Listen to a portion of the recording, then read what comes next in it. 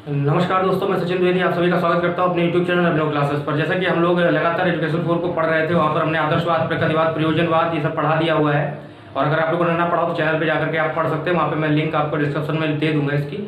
उसके साथ साथ में कई लोगों का कमेंट आ रहा था कि जो है एजुकेशन 3 को भी साथ में लेकर के चला जाए, क्योंकि सितंबर में संभवतः पेपर हो सकते हैं आपके, तो इसको भी एक साथ में हम लोग लेके चलेंगे। और ये आपका जो पहला चैप्टर ही आता है चैप्टर वाइज, वैसे तो 1813 के आज्ञा पत्र से इसका स्टार्टिंग होता है, 1813, फिर मैकाले का 1835, बट मैंने इसको चैप्टर वाइज लेना स्टार्ट किया है। तो चैप्टर वाइज लेने की वजह से पहला जो चैप्टर आपका आता है वो आता है RTE, जो आपकी एक पुस्तक है भारतीय प्रारंभिक शिक्षा के नवीन प्रयास, ठीक है। उसमें जो पहला चैप्टर आता है उसमें RTE के बारे में जानना है। तो RTE क्यों महत्वपूर्ण हो जाता है ये भी देखें, क्योंकि 5-7 मिनट का वीडियो होगा, पूरा देख लीजिएगा। RTE क्यों महत्वपूर्ण हो जाता है, क्योंकि RTE में आपके कम से कम 2 ऑब्जेक्टिव, एक आपका अधिलघुत्तरी और संभवतः एक लघुत्तरी प्रश्न बनता है, ठीक है। ये बहुत महत्वपूर्ण है, क्योंकि अभी आपको डीएलएड कर रहे हैं तो आपको सिर्फ कक्षा 1 से लेकर 5 तक की RTE की जानकारी पूरी तरह से होनी चाहिए, ठीक है। तो चलिए स्टार्ट करते हैं आज का वीडियो। और जो लोग वीडियो पे पहली बार आए, लाइक कमेंट सब्सक्राइब करना बिल्कुल मत भूलिए, शेयर करते रहिए वीडियो का। ये आप लोगों के लिए बनाई जा रही है, तो इतना तो आप लोग कर ही सकते हैं कि शेयर कर सकते हैं, ठीक है। तो चलिए स्टार्ट करते हैं।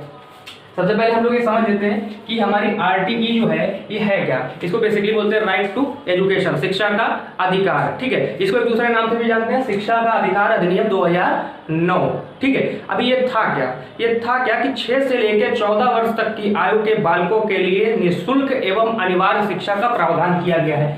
निःशुल्क एवं अनिवार्य शिक्षा का प्रावधान किया गया है। कितने साल से कितने साल तक के? 6 से 14 वर्ष तक के बालकों के लिए निःशुल्क एवं अनिवार्य शिक्षा का प्रावधान किया गया है RTE के अंतर्गत। उसके बाद में आपका ये जो है ये आपका संभवतः हर साल किसी न किसी ऑब्जेक्टिव में ये लिख देगा और पूछेगा ये क्या है, तो आपको बताना है शिक्षा का अधिकार 2009 अधिनियम है या RTE है, जिस प्रकार के आपके ऑप्शन दिए हो। उसके अलावा इसमें कम से कम 4 से 5 नंबर के क्वेश्चन बनते हैं हर बार, आप चाहे जब का पेपर भी उठा के चेक कर सकते हैं, ठीक है। उसके बाद इसकी मुख्य बातें हैं, यहाँ से प्रश्न बनते हैं, ठीक है। वो बातें क्या है? सबसे पहली बात आपकी ये आती है कि ये संसद में कब लाया गया। सीधा सीधा ऑब्जेक्टिव पूछा जाता है कि RTE को या राइट टू एजुकेशन को संसद में प्रथम बार कब लाया गया। तो प्रथम बार संसद में इसे 2002 में लाया गया। प्रथम बार इसे संसद में कब लाया गया है? 2002 में। उसके बाद में अगली डेट जो आती है, ये सारी डेटें जो भी लाल से लिखी हुई है रेड कलर से, ये सारी आपको मुंजवानी रेडी होनी चाहिए। ये आपको 3 से 4 नंबर दिला के जाएंगे ऑब्जेक्टिव प्लस आपके अतिलघुत्तरी प्रश्नों के लिए, ठीक है।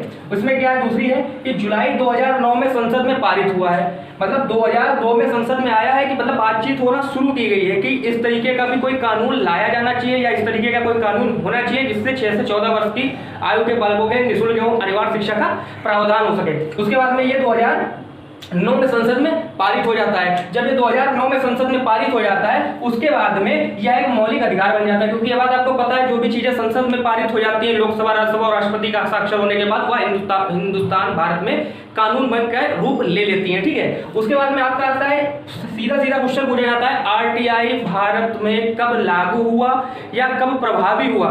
ये आपका ऑप्शन है 1 अप्रैल 2010 से ये पूरे भारत में लागू कर दिया गया था, 1 अप्रैल 2010 से।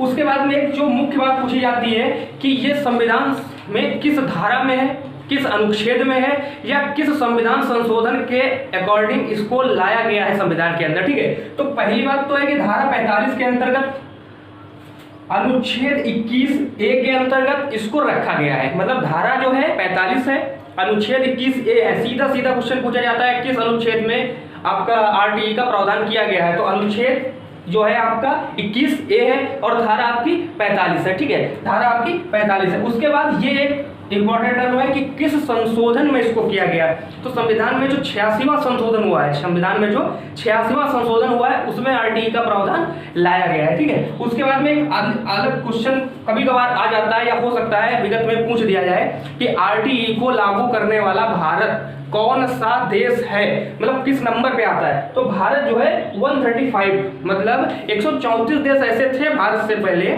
जो कि RTE को मौलिक अधिकार, शिक्षा के अधिकार को मौलिक अधिकार अपने अपने देशों में घोषित कर चुके थे, ठीक है। तो ये आपकी टोटल समरी है। समरी क्या कहती है कि जिनमें जो बहुत जरूरी समझने वाली है, जो याद रखने वाली बातें हैं वो है कि आपका प्रावधान जो इसका स्टार्ट किया गया, शुरुआत की गई 2002 में।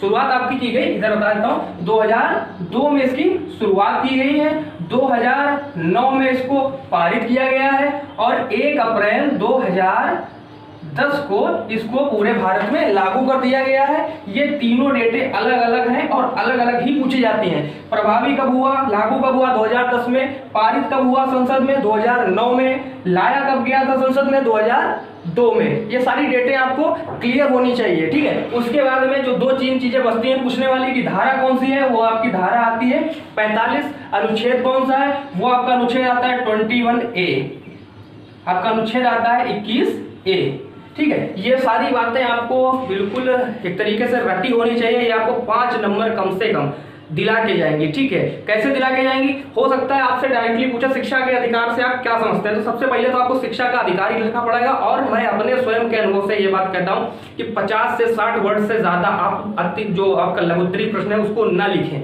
60 से 70 वर्ड अगर आपने लिख लिए 50 से 70 तो पर्याप्त है 2 नंबर के लिए। बस उसमें आपको पॉइंट्स अच्छे डालने हैं। आपने लिखा कि 6 से 14 वर्ष के आयु वर्ग के बालकों के लिए यह प्रावधान किया गया है, ये 86वें संशोधन में किया गया है, या 2002 में संसद में लाया गया था, 2009 में से पारित किया गया और 1 अप्रैल 2010 को इसे लागू किया गया है। ये 86वें संशोधन के अंतर्गत आता है। भारत इसको लागू करने वाला 135वां देश है। इस चीज की मैं गारंटी आपको देता हूं, क्योंकि स्वतः मैंने भी उस कार्य को किया जो मैं आपको बता रहा हूं।